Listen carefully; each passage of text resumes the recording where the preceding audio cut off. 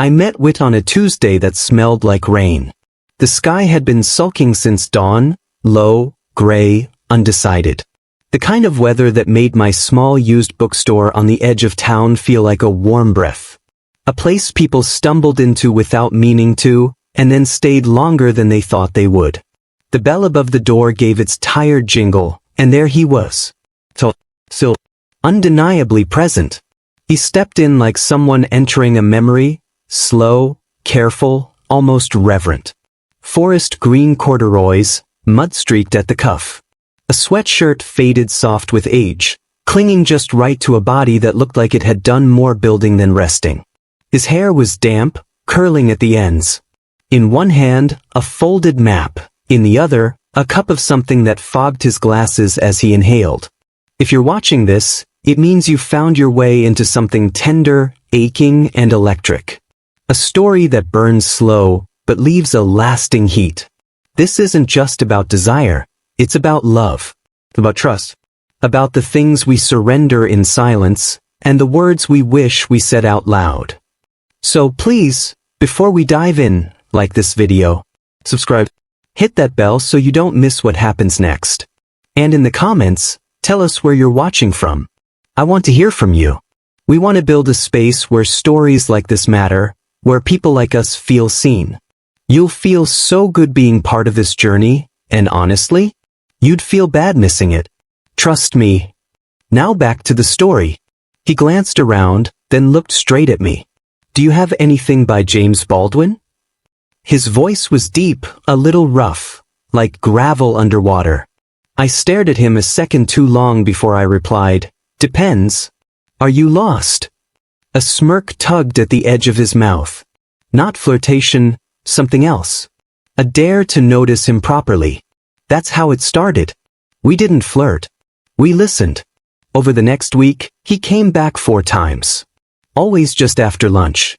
Always with something warm in his hand, tea, sometimes coffee. He'd linger at the philosophy shelf, then wander to the jazz vinyls I kept in the back. He'd ask about authors I hadn't heard of in years. He said my shop smelled like nostalgia and old cedar. His name was Whitaker, but he told me to call him Wit. He'd inherited a cabin just outside of town from an uncle he barely remembered.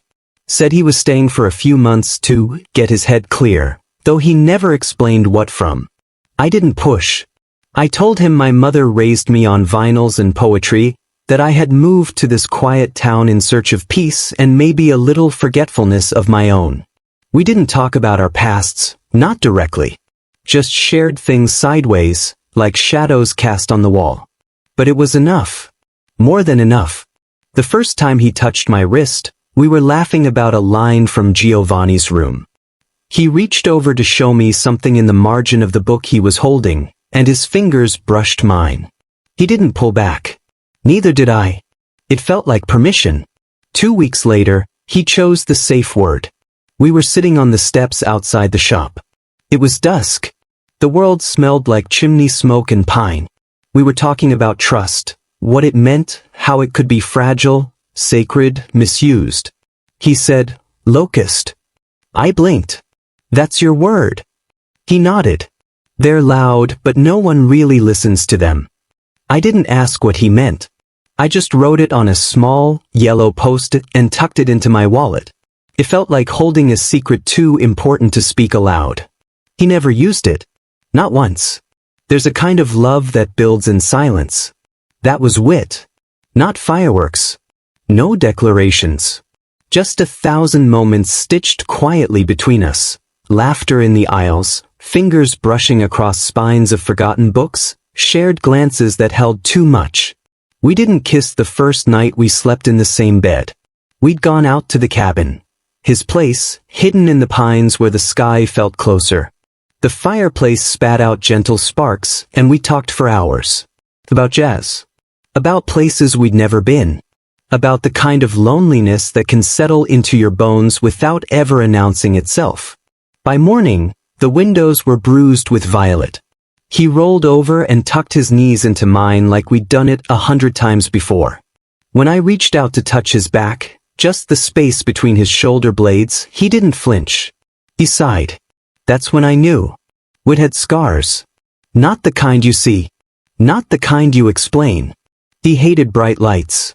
He double-checked locks. Every door, every window. He wore his sweatshirts like armor. He never let anyone touch the back of his neck. But he let me. Eventually. He told me once, eyes cast down, voice nearly gone, "You make me forget to brace for impact." I told him that maybe we could learn how to stand still together. He smiled. Just barely. He said he trusted me. That he felt safe here, in this town, in the bookstore, in my arms.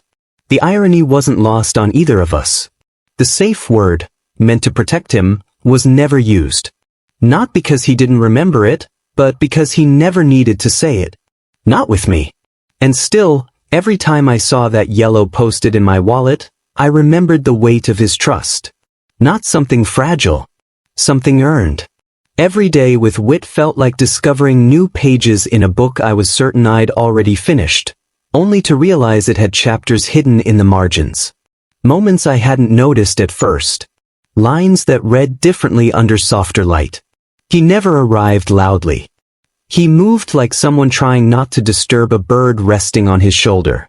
But he was always there, lingering near the counter while I alphabetized paperbacks, tracing the spines of poetry collections with the reverence of a man touching the edges of something holy. On rainy days, he'd bring soup from the diner down the street. He never asked if I'd eaten. He just knew. He'd set it beside me, fingers brushing mine, his touch feather-light, almost careful not to claim too much space. The touch never lingered, but the warmth did. The way he looked at me as he pulled his hand away, like he'd just handed over a secret. The town noticed. Small towns always do. The glances lingered longer, the barista raised a knowing brow. But no one said anything. This place had the good kind of silence, curious, not cruel. We were two shadows moving quietly through it, and no one tried to disturb the dance. We learned each other's rhythms, mine was cautious, but steady. I needed structure. I liked my mornings slow, my coffee strong, my affection quiet but present. Wit was lightning in disguise. Unpredictable, intense in bursts, and then completely still. You never saw it coming, but you always felt it. He'd disappear sometimes for hours, even a full day, hiking in the woods behind the cabin or driving nowhere with the windows down. But he always came back, with a pressed leaf, a page torn from a magazine, or once, a pine cone that he swore looked like my hair in the morning. I didn't argue. One night, a storm rolled in, and the power went out. We were at his cabin. It was late, too late for the sky to still be that loud. We sat on the wooden floor, legs stretched out, a circle of candles around us like a makeshift cathedral. I remember the way the wax dripped like melted time. The shadows played tricks with his face, softening his jaw, making his eyes seem deeper. Older. He leaned in, knees brushing mine, his voice so low I felt it more than heard it. "I've never let anyone keep me before," he said. My breath caught, not because of the words, but because I knew how hard they were to say. They felt like borrowed language, like he wasn't used to his own mouth forming them. I didn't answer with words. I just leaned into the space between us and rested my forehead against his. And we stayed like that, suspended in the quiet hum of something that didn't need defining. The first time we fought, it rained. It was over something small. Stupid even. He left the door wide open when he came in, rain streaking across the floorboards. I said something sharp, asked why he never locked it, why he always forgot. His face changed. It wasn't anger. It was something quieter. Something older. A shutting down that wasn't about the moment at all. He didn't reply. He just stood there, wet and still, the door creaking behind him. I realized too late what I'd done, how my words had poked at a bruise I hadn't meant to touch. I walked over slowly and said, "I forget, you didn't grow up safe." He nodded, but didn't speak. Instead, he crossed the room, stopped in front of me, and gently placed his hand over my chest, right where my heart pressed against my shirt. "You make me forget," he whispered. His voice cracked, almost imperceptibly. "That's the problem. I forget the rules. I forget the word. I didn't answer. I leaned in and kissed him. Not to prove something. Not to fix anything. Just to be near. There was no frenzy in it. No tearing or need. Just mouths learning how to stay.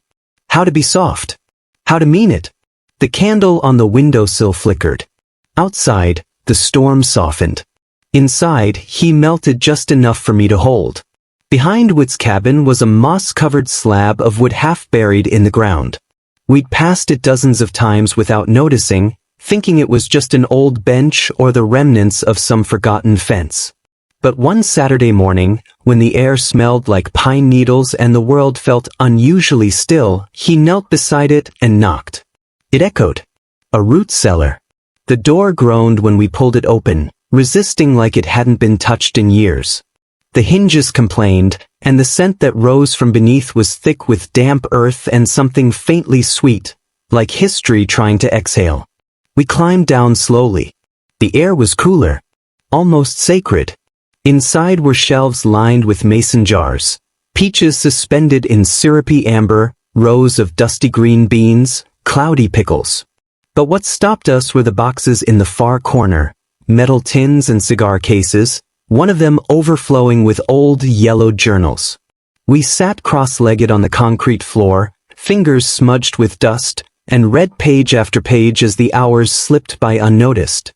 The journals belonged to someone named Ruthie May, a woman who wrote about harvests and heartbreak like they were the same thing. Her handwriting was jagged, her thoughts too big for the pages that tried to contain them. I think she loved someone she wasn't supposed to, Whit said, flipping to a passage about a woman named Claire. He looked at me, and for a moment, the space between us grew warm. Quiet. We didn't speak much after that. That night, lying beside him in the dark, our skin pressed like puzzle pieces, I could feel his heartbeat through the thin fabric of my shirt. It wasn't fast. Just steady. Present. Like a drum someone plays when they don't know the song, but still believe in the rhythm. He looked at me, face half lit by moonlight leaking through the curtain, and said, "I've never wanted anyone the way I want you." My breath caught. "I'm scared," I whispered. I didn't mean to say it out loud. But it slipped out like a secret that had been waiting for the right moment. He didn't laugh. Didn't dismiss it. He reached over, traced the line of my jaw with the back of his fingers, and said, "Then let's be scared together." There was no need to explain what we were afraid of. We both already knew, being seen this deeply, being touched this gently, being allowed to stay. When I touched his collarbone that night, it felt like touching a confession. Like I was being given something sacred. Something not everyone had earned. It felt like the beginning of something holy. Something forbidden. Something worth breaking for. A week later, we found another box. It was tucked inside the closet, up high, behind a loose wooden panel. Whit had been digging around for extra candles. Instead, he pulled down a shoebox, tattered, taped at the corners, but still intact. He opened it slowly. Inside were letters. Dozens of them. All addressed to a man named Milo. Whit sat on the edge of the bed, the box in his lap, his thumb brushing the edge of the first envelope. He didn't speak for a long time. Just handed it to me. "Read them," he said. Quiet. Permission wrapped in pain. So I did. Milo was someone he'd known before the cabin. Before the bookstore. Before me. The letters were full of hope and longing and confusion. Love, yes, but also silence. Milo had disappeared without a goodbye, without closure. The letters were what Whit had written to fill the silence. Love letters that turned into elegies. I read every single one. And when I was done, I folded them gently, placed them back inside the box, and looked at him. "That was love," I said. "But this is home." His eyes didn't close, but they went soft. What? He didn't sob. He didn't break. But something in him melted, slowly, like wax under gentle heat. A quiet unraveling. That night, he didn't ask for comfort. He asked for something else. He stood by the edge of the bed, wearing one of my old shirts, soft, faded navy, and said, Can I keep this? I smiled. You already are. He never gave it back. It came up again, locust. We were driving back from the laundromat just after dusk, the heater wheezing, the windows fogged. The roads were quiet, coated in a soft frost that hadn't yet decided whether to stay or disappear with the morning sun. Whit was staring out the window, his thumb absent-mindedly rubbing the callus at the base of his index finger. Then he said it out of nowhere. Locust. The word hung in the air like breath on glass. I glanced at him. His profile was soft in the amber light from the dashboard, nostalgic, maybe. But not sad. We both laughed. But not really. I think I forgot it, he said after a moment. His voice was low, as if afraid the cold might shatter it. Not on purpose. Just, somewhere along the way, I stopped needing it. He looked at me. Not through me. At me. It was never really about control, he continued. It was about fear. About having something, anything, I could say to make it all stop. But it didn't stop, I said gently. No, he whispered, and I didn't want it to. It wasn't about safety anymore. Not like it used to be. It wasn't about guarding his edges or checking escape routes or keeping one foot out the door. It was about choosing. And he had chosen me. Quietly, steadily, without fireworks or fanfare. I reached over and touched his wrist. I'm not going anywhere, I said. Not unless you tell me to. He turned his hand palm up and laced our fingers together like it was second nature. Then don't, he said. The first snow came early. A full week before the town was ready. Before salt trucks had been called or scarves dug from attic boxes. I opened the bookstore that morning and immediately knew we wouldn't stay open long. Snowflakes the size of thumbprints clung to the windows like they had something to say. By noon, we shut the shop. I tucked a note under the door that read, "Gone home to read under a blanket. Try again tomorrow." Whit had already made tea by the time I got to the cabin. The lights were off, the fire was alive, and there, draped over the couch, was the quilt, the one he'd stitched from his late father's shirts. I always wondered if sewing them together had been an act of grief or defiance. Maybe both. We curled beneath it, socks tangled, his head against my shoulder, my arm tucked beneath his. Neither of us spoke. We didn't need to. There was a kind of intimacy in the silence that felt deeper than any words we could have managed. Just breath sinking. Skin warming skin. Our hands met occasionally, accidentally, on purpose. He rubbed small circles on the inside of my wrist. I traced the bend of his elbow, slow, almost reverently. He turned his face and kissed the center of my palm. It didn't feel like seduction. Felt like thanks. We didn't sleep that night. But not because we were doing anything. It was the stillness. The full-bodied kind of peace that arrives not with grand declarations, but in the spaces between. In shared tea. In worn quilts. In the ease of being seen and still being held. We lay there in the glow of the fire, snow whispering against the window panes, and nothing needed to be said anymore. We had already said it all, just not out loud. He never used the safe word. And I never needed him to. Because we had stopped building walls.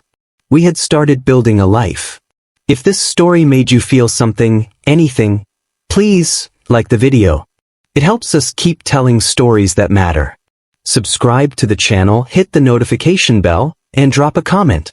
Tell us where you're watching from. Share it with someone who deserves a love like this. You never know what chapter of their life they're in.